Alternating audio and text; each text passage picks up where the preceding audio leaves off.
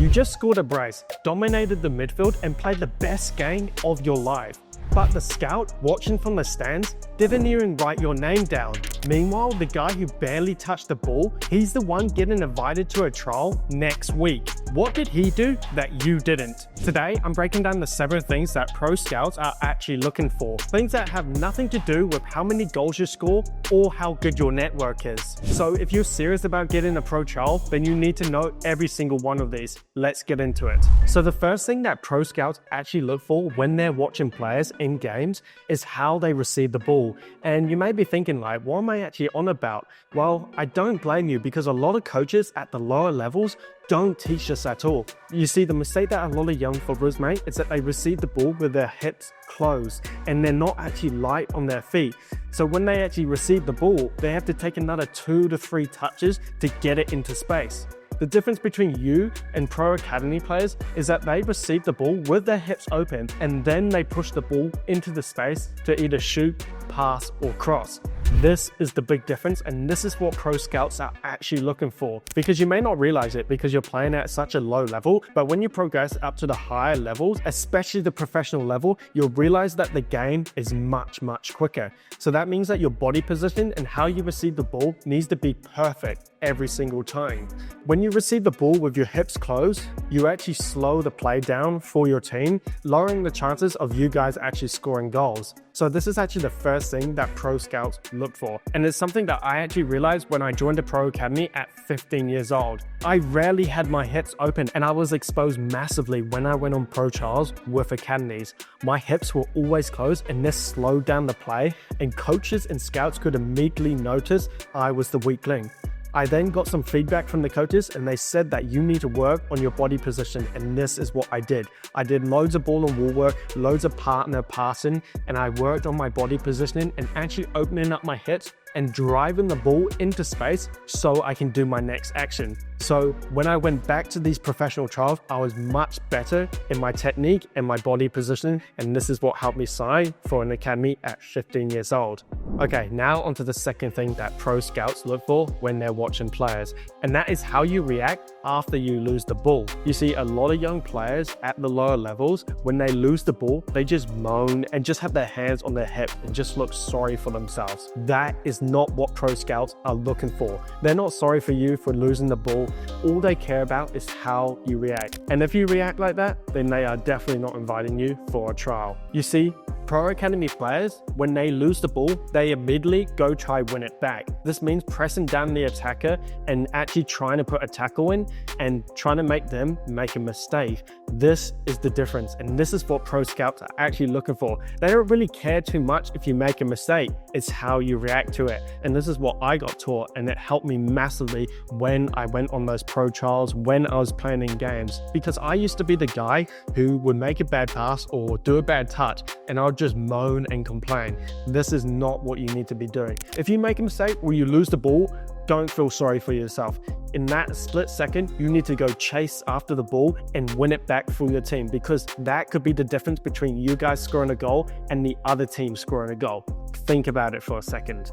All right, so you need to go win that ball back and be hungry for it, because end of the day, everyone makes mistakes. Ronaldo, Mbappe, Messi, Neymar, they all make mistakes.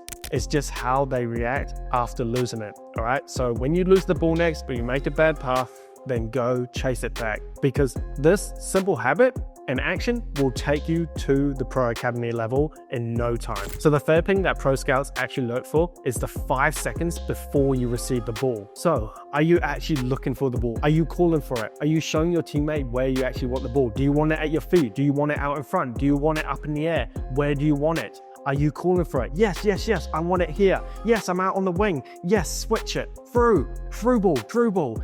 These are the type of actions that you need to be doing if you want to stand out from the rest. A lot of amateur players, they don't call for the ball. They don't actually look hungry for the ball. So that's why they get no touches in games. That's why they can't showcase their skills. And that is why they're not standing out on the pitch, because they're not even looking hungry for the ball. They're not doing double movements. They're not actually calling for it. They're not actually showing their teammates where they want it. They're just hiding behind defenders and expecting it to come to them.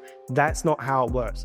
All the best players in the world. Just look at Messi. He literally goes up to his teammate and says to him, give me the ball. And then he takes it and dribbles past everyone. This is the difference. This is the difference between you and Pro Academy players.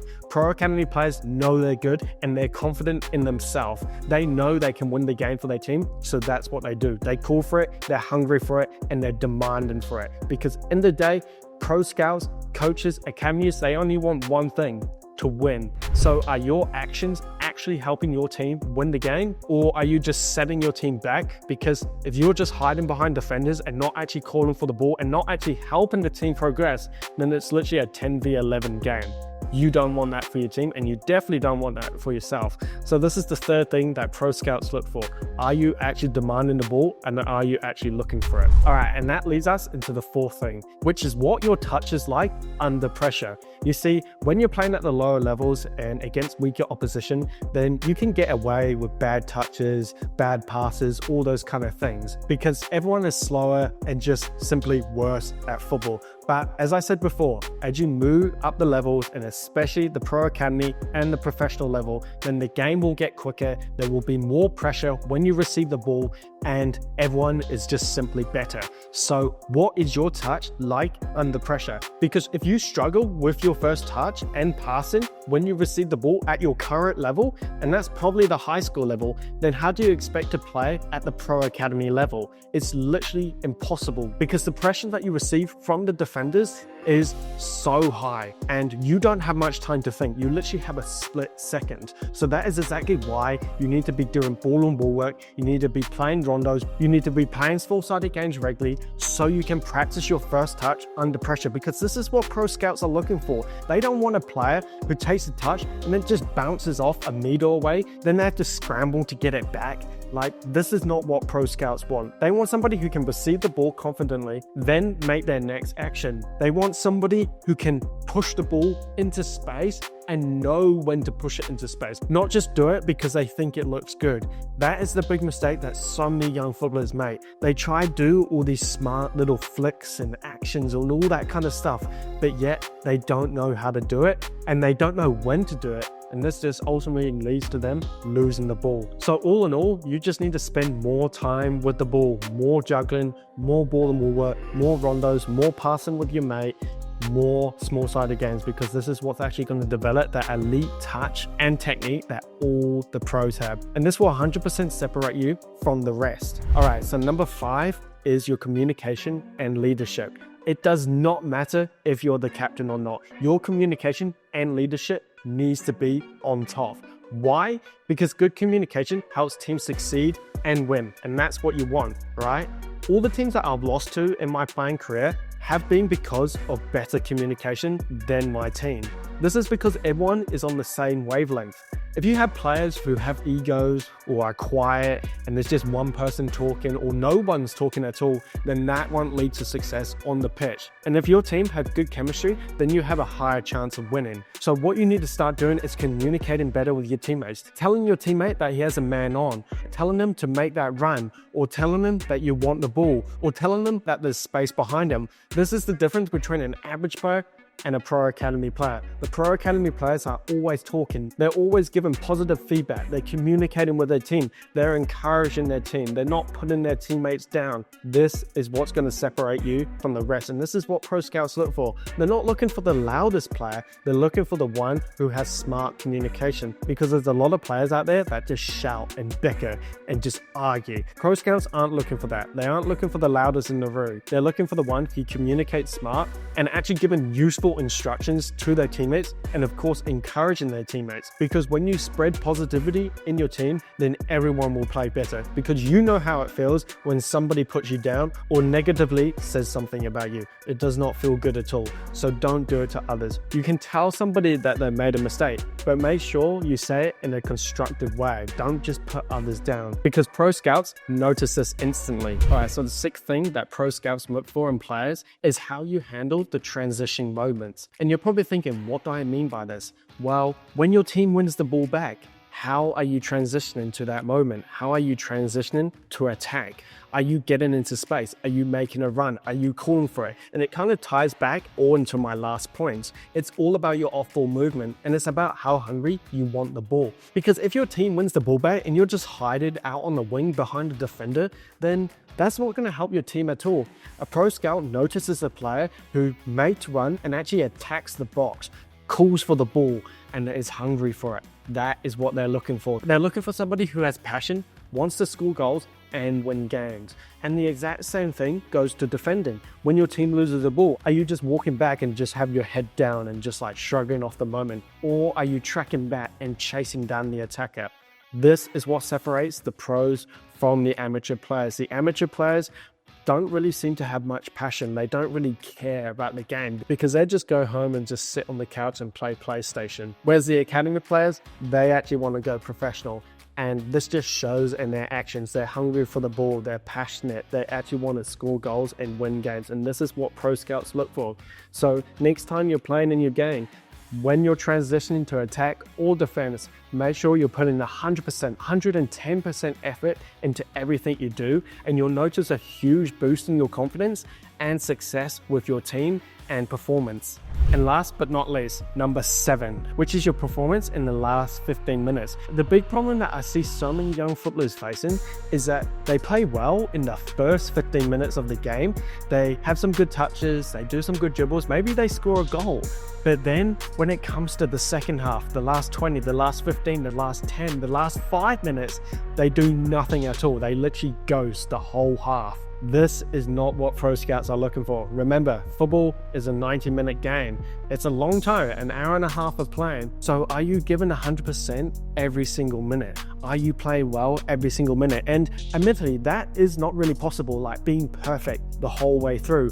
But especially in those last 15 minutes, are you chasing the ball? Are you still looking hungry for it? Are you still looking for those goals? A lot of players just drop off, especially when they're losing or even when they're winning like 5 or 6-0. They just drop off completely, and pro scouts notice this immediately. They are looking for players who are hungry throughout the whole game and actually putting in effort the whole game. They don't want players who just turn up in moments, just turn up for 5 minutes there, turn up for 10 minutes there. They look for players who can turn up for the whole 90 minutes. And you'll find the ones that do play full games are these players. They are the ones who are putting in 100% effort and actually helping their team move forward. They're not impacting the team negatively. So you definitely don't want to become one of those players who just has a spell for like 5 to 10 minutes. You want to be that player who can last the whole 90 minutes, and in particular those last 15 minutes, because those last 15 minutes are the most important parts of the game, believe it or not, because your team could be winning 2-1 and then 5 minutes later it could be 3-2. That has happened millions of times in football, and it can definitely happen in your next game. So make sure in those last 15 minutes you stay focused, you keep working hard, and you actually push yourself to the limit, because this is what it takes to get to the professional level. So yeah, those were the 7 things that pro scouts actually look for in games. So make sure you start practicing these things in your training and then take them into your games so it becomes a habit, because when a pro scout is next watching your game, you don't want to be falling behind. But if you found this video helpful and you want more coaching from me, then just click this video here, because I reveal the exact same training method that helped me get a Premier League trial and has helped thousands of other players all around the world get pro opportunities. Click this video here to watch it now, and I'll catch you in the next one. Peace.